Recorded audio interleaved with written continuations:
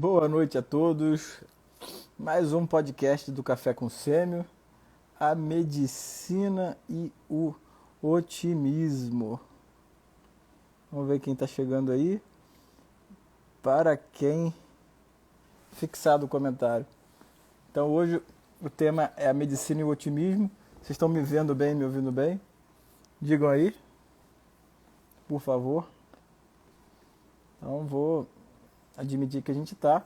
E mais uma vez, para quem não conhece, esse podcast essa live vai para o podcast do Café com Sêmio.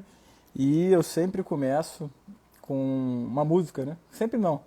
Ultimamente eu tenho começado e eu vou falar, essa música que está tocando aqui se chama Walk of Life. É interessante o nome, né? É aquela música que todo mundo que conhece Dire Straits já ouviu, que a letra é Here Comes John Singing Oldies Goldies, Bebopalula, Baby What I Say. Here comes John singing I Got a Woman, Down in the Tunnels Trying to Make It Play. Ele está dizendo assim, o Johnny chegou, né? O Johnny chegou. Então o Johnny chegou cantando I Got a Woman, Baby What I Say. E para quem gosta um pouco de rock, e o rock das antigas, sabe que tem uma música do Chuck Berry chamada Johnny Be Good, né? Que é Go, Johnny Go. Então, na verdade, o Dire Straits, né, o grupo Dire Straits, do Mark Knopfler, que é um baita de um guitarrista, ele falou que o Johnny chegou, né? Então, o Johnny foi, o Johnny Go e o Johnny chegou. Então, escutem aí a música com carinho, porque ela é bem interessante. Bom, mas não é de música que eu vou falar, apesar de eu gostar do tema. Eu quero falar sobre otimismo, né? É um clássico, exatamente. Um abraço, Danilo. Um abração. Hoje eu vou falar sobre a medicina e o otimismo, né? Eu tenho feito aí uma sequência de lives do Café com Sêmio que vem envolvendo comportamento, algumas questões relacionadas à vida prática, moral, ética, enfim, do médico, e tem dado bastante ibope.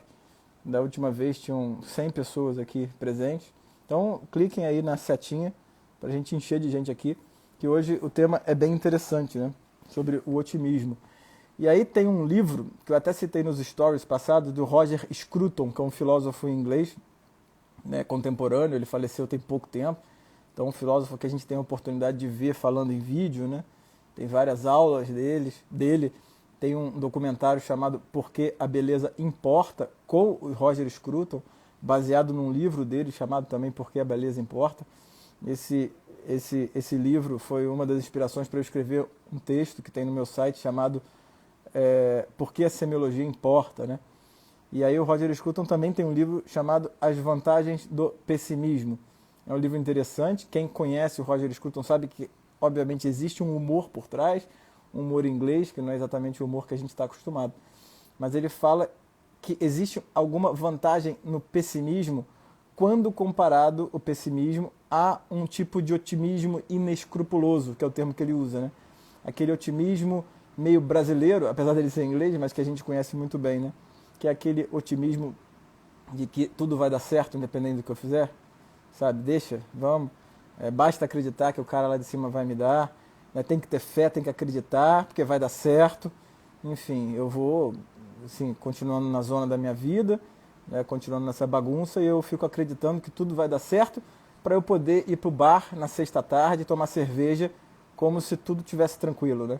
Então, o que o Roger Scruton fala sobre as vantagens do pessimismo, e aí ele fala que diante desse otimismo inescrupuloso, onde você fica falando para o seu grupo de amigos, normalmente jogando cerveja goela abaixo, dizendo que calma, tudo vai dar certo, você tem um certo grau de pessimismo, que seria, no caso, você mapear o seu cenário e colocar as opções de que as coisas podem dar errado como algo viável e concreto para você.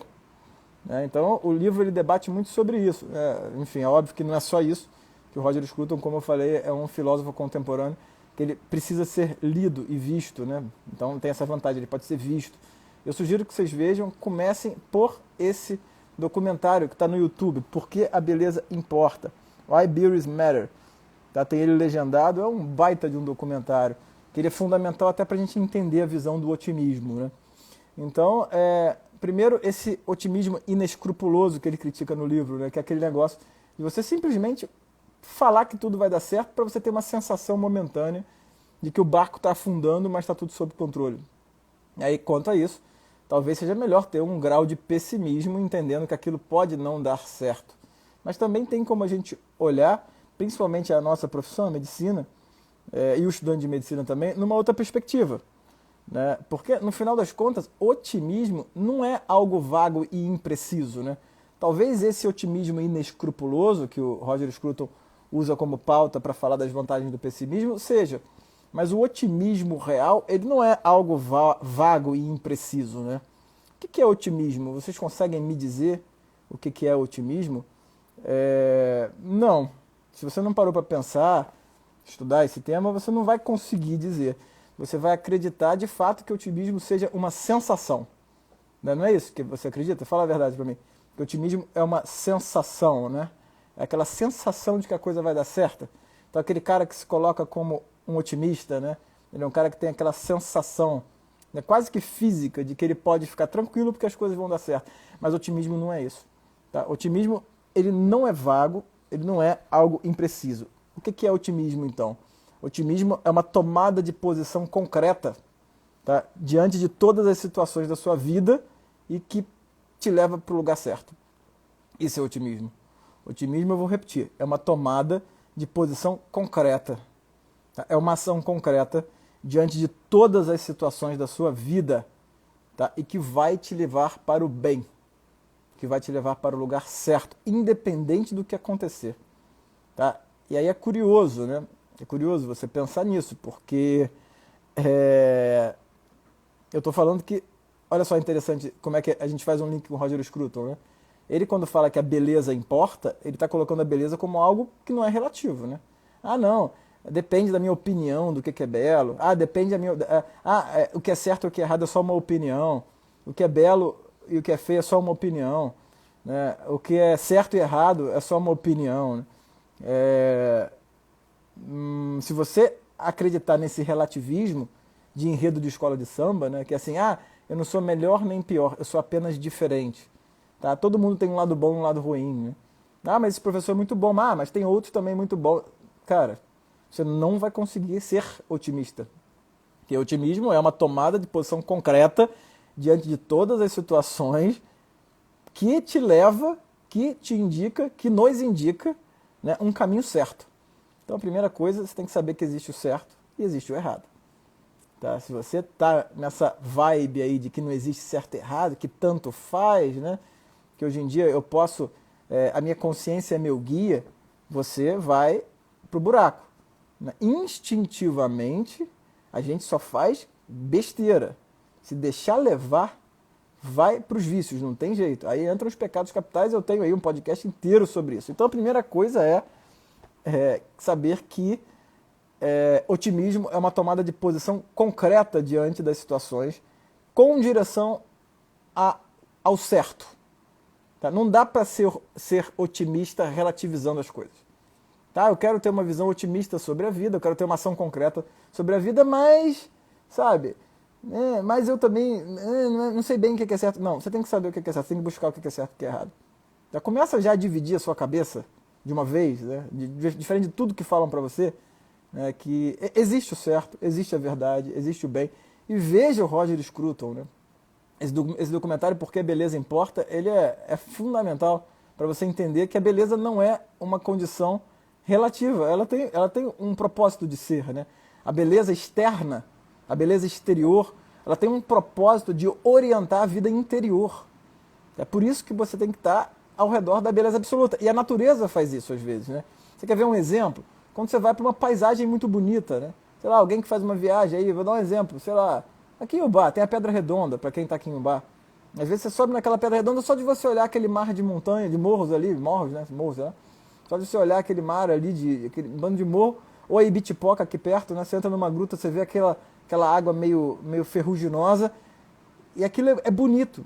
E aquilo, de alguma maneira, te dá uma sensação de ordem, né? Então, a beleza exterior, ela tem esse objetivo, que é ordenar a vida interior. Isso aí é fundamental. Né? E, de certa maneira, as igrejas também mantêm isso. Muitas pessoas falam, mas as igrejas, com todo aquele ouro, com todas aquelas coisas, aquilo ali poderia ser vendido. Tá? Cara, muitas vezes as igrejas são deficitárias, né? E elas mantêm aquilo ali para poder te dar uma noção de beleza. Olha só, você pode ver aquilo ali para ter justamente um motivo exterior para se ordenar interiormente, né? Isso aí é uma realidade. Mas enfim, então, eu vou repetir, né? Otimismo não é uma sensação simples. Otimismo é uma tomada de posição concreta diante de todas as situações e que vão te direcionar para o caminho certo, não é relativo. E aí tem quatro dicas muito concretas em relação a isso, né? Como então eu tomo uma posição diante da minha vida de forma otimista? Primeiro, você tem que saber ganhar com humildade e perder com paciência. Segundo, amar sofrendo e sofrer amando. Terceiro, tirar das quedas um impulso. E quarto, olhar tudo pelo lado positivo. Tá? E eu vou explicar aqui cada um desses pontos fazendo um paralelo com a medicina, né? E aí vamos falar de vitória para a gente entender o que é saber ganhar com humildade e perder com paciência. Presta atenção nisso que eu vou falar uma das coisas mais importantes para a medicina, para o evento formatura. Tá? A formatura da medicina. Né? Hoje tem um meio médico, tem 1/10 de médico. Hoje tem essa glamorização que traz uma pressão imensa para o aluno de medicina. Tipo chá revelação. Né? Eu tenho a impressão, não sei se vocês têm isso, que esse negócio de chá revelação para ver se o bebê é menino ou menina, cara, dá uma pressão tão grande nos pais e nas mães, né, que dá vontade até de não ter outro filho, né? Porque passar pelo aquele estresse tudo de novo, né? Porra, antigamente, não sei, eu aqui em casa pelo menos eu tenho 3 filhos, já poderia ter tido, tenho 6 filhos na verdade, né? 3 no céu e 3 aqui comigo. E, cara, não tem esse estresse. Às vezes eu até esqueço que já dava para saber se era menino ou menina, né? Então, assim, a formatura de medicina ela ganhou um glamour, né? Parece assim um mega evento ultra máximo da vida, né? E há uma falta de humildade nesse ganho, né? Que é óbvio que é uma conquista, é um ganho, né? Mas é perigoso, sabe por quê? E aí eu vou falar uma frase que ela é fantástica, né? Tristes das profissões que morrem no momento que nascem. A tomada de posse do diploma coincide com a paralisação da atividade, né? E isso acontece muito, né? Triste dos médicos que dentro deles a medicina morre na hora que ela nasce. Né? Na hora que a medicina teria que nascer, ela morre. Porque parece que tudo se encerra no momento que a pessoa ganha um diploma. E a partir dali ela entra num movimento infecundo de ganhar dinheiro, de tentar trabalhar, de conseguir emprego, de se adaptar ao lugar que ela estava. Olha o meu amigo Helder. De se adaptar ao lugar que ela está. Né, independente daqueles valores ali antigos, né, do bem, do belo, da verdade. E, inevitavelmente, essa profissão que morre no dia que ela nasce, ela vai ter uma ação concreta pessimista que vai se distanciar do bem, do belo, da verdade. Sabe qual é o problema disso? Que todo aquele glamour da festa de medicina, ele não se repete na terça-feira de manhã, quando você está com um paciente ali na sua frente, né? E você começa a encarar o cotidiano, a vida rotineira como algo pesado, como um fardo, né? Isso é falta de humildade, isso é falta de otimismo, isso é uma posição concreta diante da vida, né, tomada sem pensar e meio que intoxicado pelo bonde que está andando, né? O bonde em direção ao glamour, onde as conquistas não são encaradas com humildade.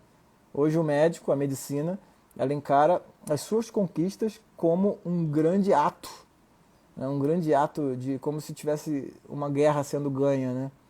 E ali a festa de formatura é o maior exemplo daquilo ali. Então, enquanto na festa de formatura deveria nascer a profissão, deveria nascer aquele médico, muitas vezes o diploma é o túmulo, né?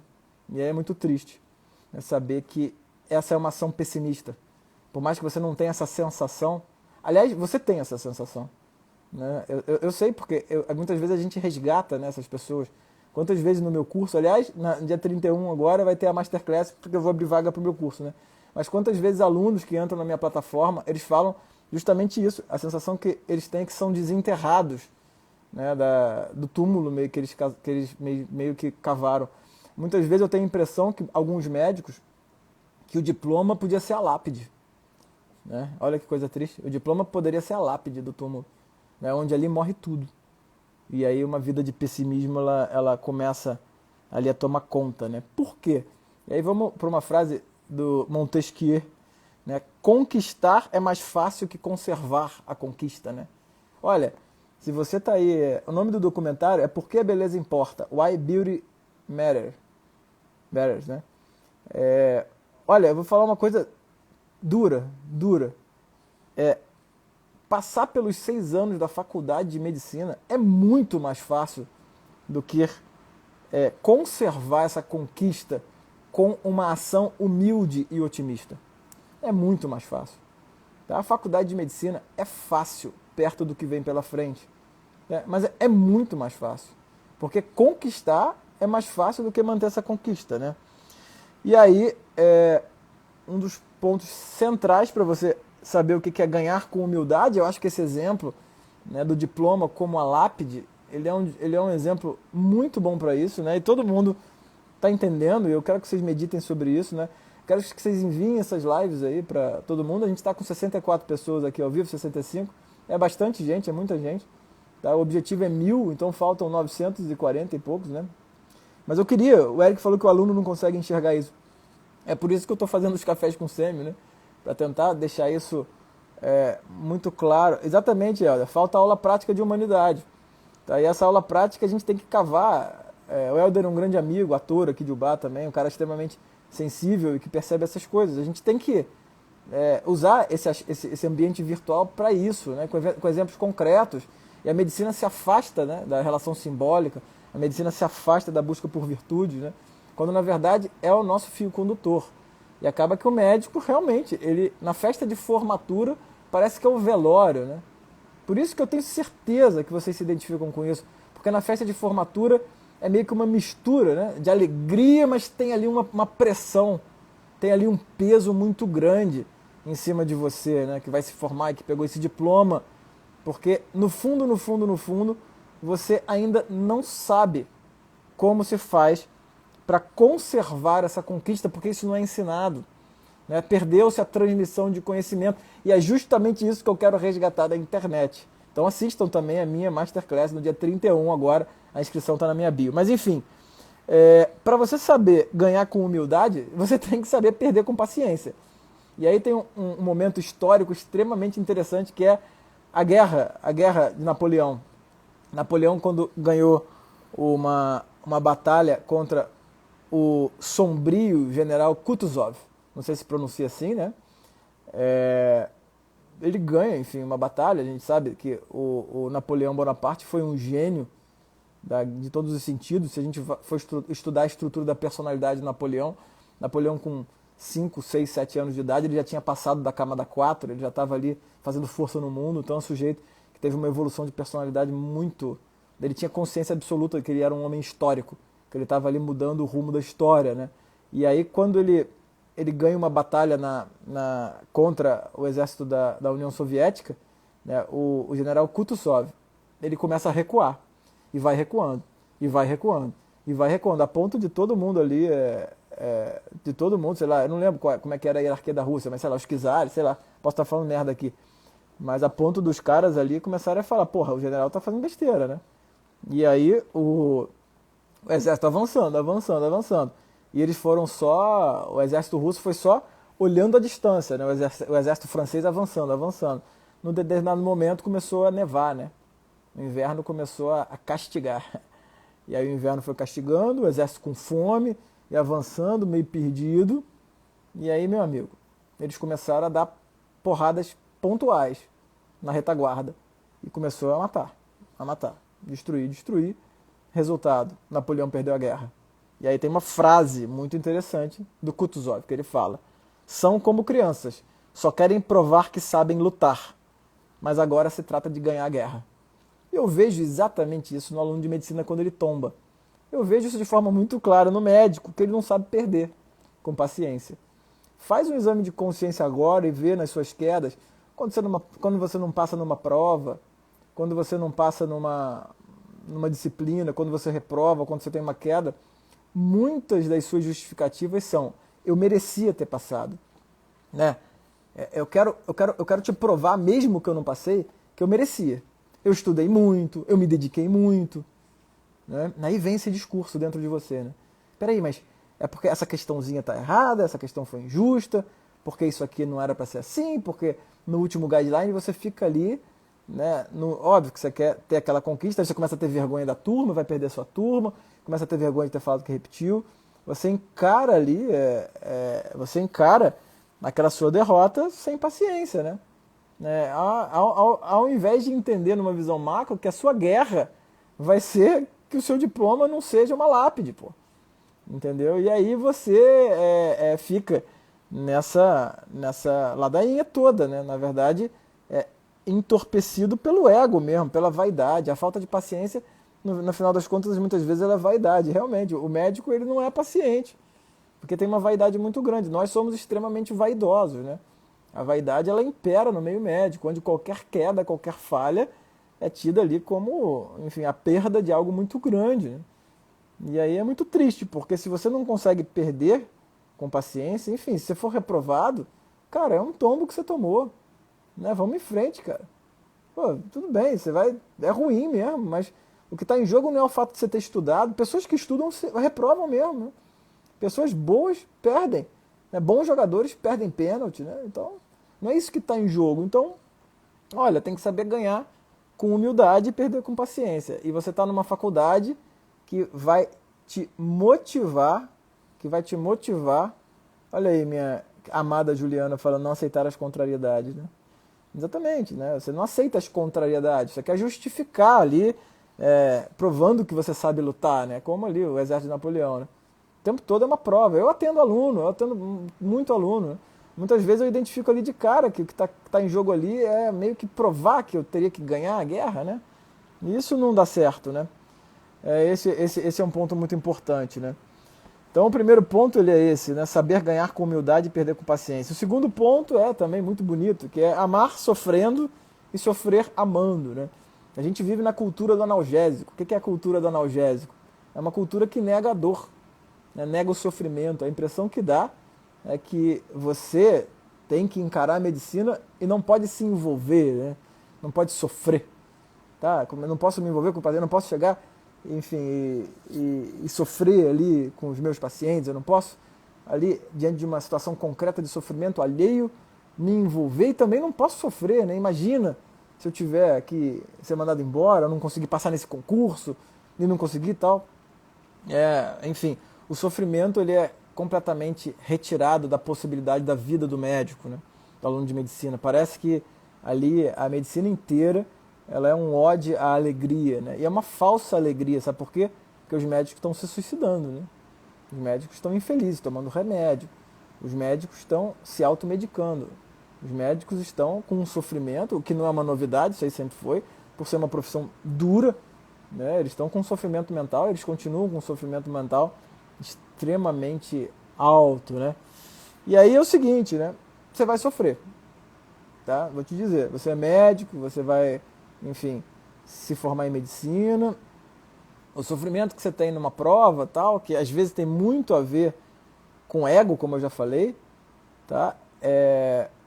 Ele é diferente do sofrimento da profissão, tá? É diferente. E olha, não estou diminuindo o sofrimento de prova não, hein? Muita gente que repete uma disciplina perde um financiamento, né? Perde uma bolsa, perde dinheiro, sabe? Isso aí é uma dor, tá?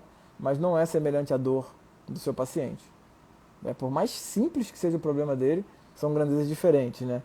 E aí é o seguinte, essa perspectiva de você diante da dor do outro se anestesiar, né? Diante da dor do outro você fugir, aquela história que eu recebo muito no Instagram, né?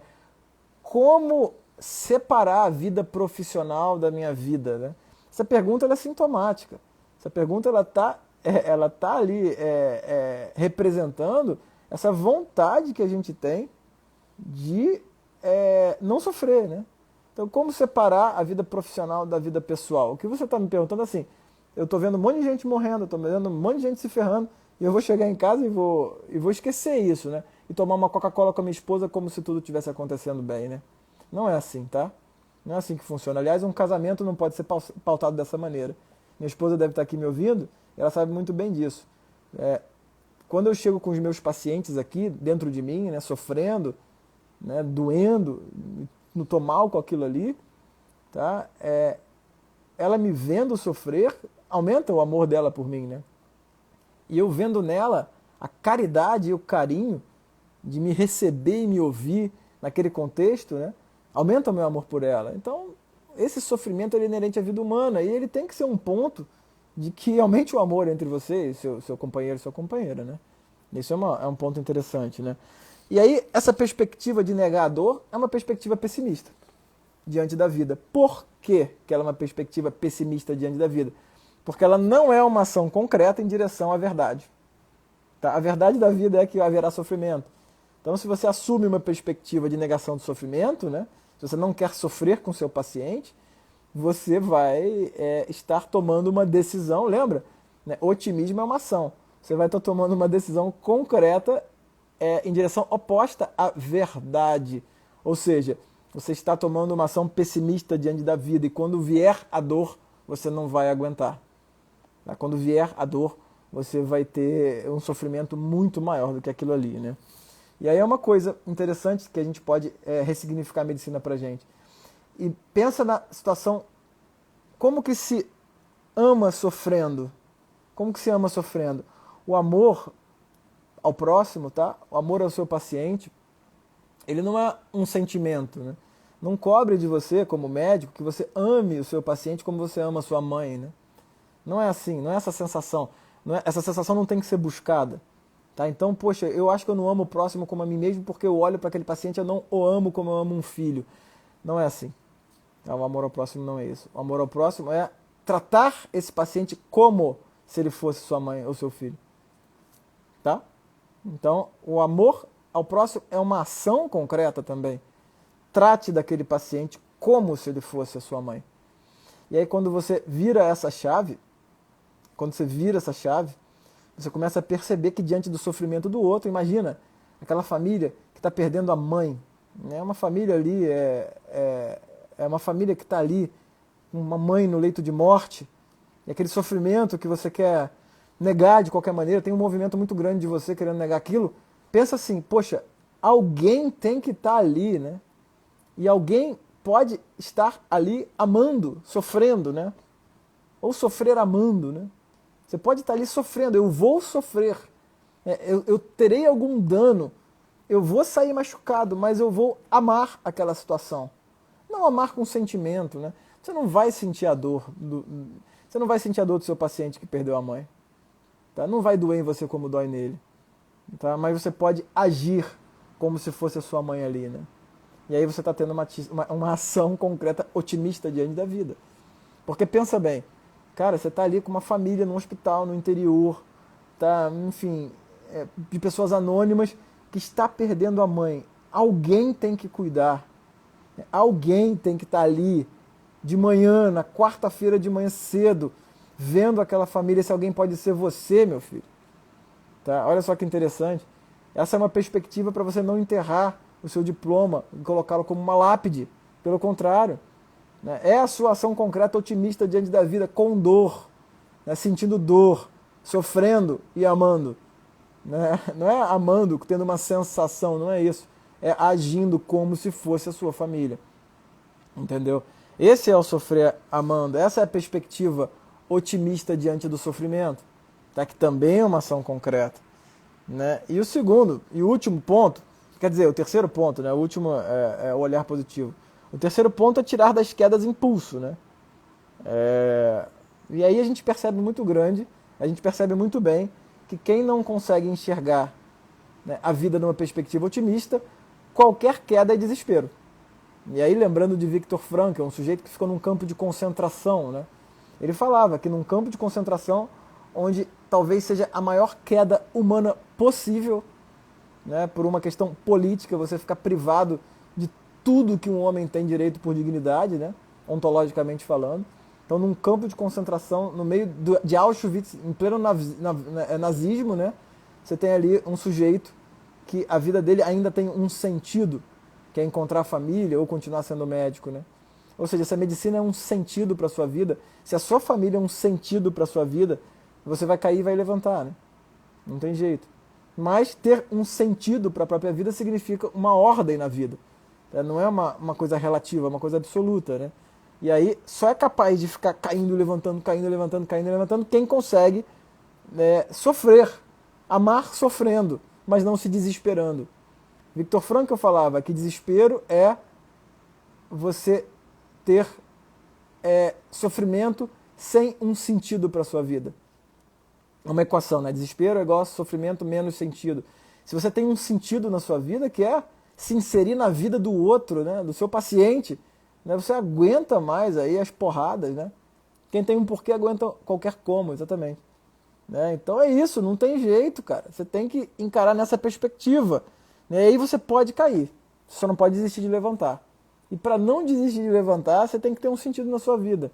Se você enterrar o seu diploma, ou melhor, se você colocar ali o seu diploma como o seu epitáfio, né, na placa da sua lápide, e você enterrar a sua vida, né, junto com o seu diploma, como eu falei antes, né, você não vai conseguir.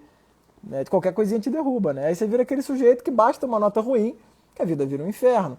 Basta uma reprovação, que a vida vira um inferno. Basta o término de um namoro, que a vida vira um inferno. E no final das contas, você vai acabar medicado. Que hoje em dia, né, vai ter aí a hipermedicalização. Daqui a pouco você ganha um diagnóstico de TDAH. Né? E muitas vezes, cara, TDAH, na verdade, é uma doença espiritual. Não espiritual no sentido metafísico, mas é uma coisa do indivíduo, né, da essência do indivíduo. Que é uma falta de visão otimista, é uma falta de ação otimista diante da vida. E aí você não consegue estudar, cada tombinho que você tem, você fica aí mal e, porra, você daqui a pouco tá aí, enfim, não conseguindo levantar. E aí vai num médico não preparado que vai falar que você tá deprimido, que você tem ansiedade, que você tem TDAH e toma remédio em cima. Daqui a pouco você tá um sujeito aí medicado e no final das contas o que você tá é desordenado. E às vezes, em vez de venvança, o que você precisa é do Roger Scruton, né? Às vezes é isso mesmo. Esse é o tratamento da alma. O tratamento espiritual é a informação, né? O tratamento espiritual, ele é a formação, na verdade, a formação das humanidades. E toda a medicina, apesar da medicina ser uma profissão técnica em diversos aspectos, ela tem que ter uma base humana, né? E por último, para a gente encerrar, o Café com o CM está ficando cada vez maior, é ter um olhar tudo pelo lado positivo, né? Olhar tudo pelo lado positivo não é um otimismo inescrupuloso, como eu disse no começo da live, que é, inclusive, o motivo, a pauta do livro do Roger Scruton, As Vantagens do Pessimismo, não é isso. Tá? O olhar do lado positivo da vida, às vezes é mais fácil explicar quando a pessoa não olha por esse lado. Quando a pessoa não olha, não tem um olhar pelo lado positivo, é aquela pessoa que normalmente, ela quando uma coisa não dá certo, ela fala que tudo está dando errado, que tudo na vida dela dá errado. Tá? Aí ela vai resgatar o cansaço que ela tem na vida, a injustiça que ela tem, as amarguras do passado, a visão pessimista sobre a medicina. E aí se ela estiver mal orientada com um mestre, com um tutor, que cospe, um preceptor, que passa essa visão pessimista diante da vida, porque ele no final das contas ele não é um otimista, né? A pessoa ela tem essa impressão de que tudo tem um lado negativo, tudo é pelo lado negativo, né? Pensa se você não faz isso também. Se você não é daquela pessoa que quando a coisa dá errado, você fala, pô, tudo acontece comigo, e porque não sei o quê, e porque meu carro ganhou, não sei o quê, isso é uma injustiça, porque eu fiz essa nota errada, porque o outro fulano de tal se deu bem, e porque quando eu era pequena minha mãe não deixou eu fazer isso, meu pai não sei o quê, e você tem essa visão pessimista diante da vida, que é uma bosta de uma visão, né? Que é uma visão infantil de uma criancinha, né? E aí o sujeito é que a sugestão é que você vire um adulto de uma vez por todas, e que você entenda que o que acontece com você ou comigo é mais um exemplo da vida humana, né? Pode acontecer comigo, pode acontecer com você, o que é bom, o que é ruim, não importa. Então você tem que parar com esse espiral, né, do pessimismo, esse espiral aí de ficar exatamente, né, ó a vida, ó o céu, ficar aí reclamando de tudo o tempo todo, né? E às vezes a pauta da vida adulta de muitos pais de vocês ou amigos é essa, né? Cansaço, injustiça, médico não é valorizado, cara rico, né? O cara ganha mais do que, sei lá, 98% da população, médico não é valorizado. Ah, tá muito cansado, dorme em casa todo dia. Tem aí, porra, um bando de gari que acorda 3 da manhã, fica em pé num carro carregando lixo, mas é ele que tá injustiçado, né? Um monte de amargura no passado, porque não sei quem falou não sei o quê, porque a cunhada falou não sei o quê, porque a esposa falou isso, não sei o quê, e vira uma vida de amargura onde tudo é visto pelo lado negativo. Para com isso, cara. Para. Né? Veja pelo lado positivo, não de uma forma inescrupulosa, mas de uma forma real, né? Entendendo o que acontece com você é só mais um exemplo da existência humana. Olha, tem aí 60 e poucas pessoas aqui. Olha, tudo de bom que aconteceu com você, tudo de ruim que aconteceu com você é um exemplo da existência humana. Né? Você pode, diante daquilo, tomar uma decisão, né? Do que você vai fazer, de como é que você vai olhar. Bom, no final das contas, né, otimismo, né, e a medicina o que você vai fazer diante da medicina? Hein? O que você quer, afinal, da medicina? Você quer ter uma visão, você quer ter uma sensação de otimismo inescrupuloso nas suas férias? Tá? Ou naquela sexta-feira que você vai tomar cachaça, tomar cerveja, e ficar falando mal dos outros, e ficar reclamando da política, e ficar falando mal ou bem do Lula ou do Bolsonaro, e ficar dizendo que cagando regra, dizendo que você, se fosse eu teria feito isso, ou teria feito aquilo, entendeu? É isso que você quer? É essa a visão que você quer ter da vida, né?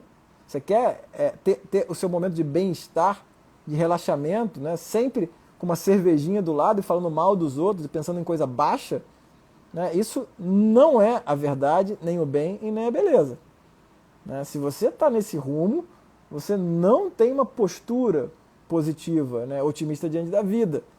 E aí, no final das contas, qualquer tombo te derruba.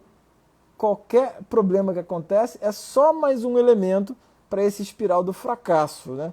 Então, entenda de uma vez por todas que otimismo é uma tomada de posição diante de todos os cenários, todas as situações da sua vida, mas que te direciona para o bem. E bem, beleza e verdade existe, não é relativo. Beleza, galera? Um abraço a todos e fiquem com Deus.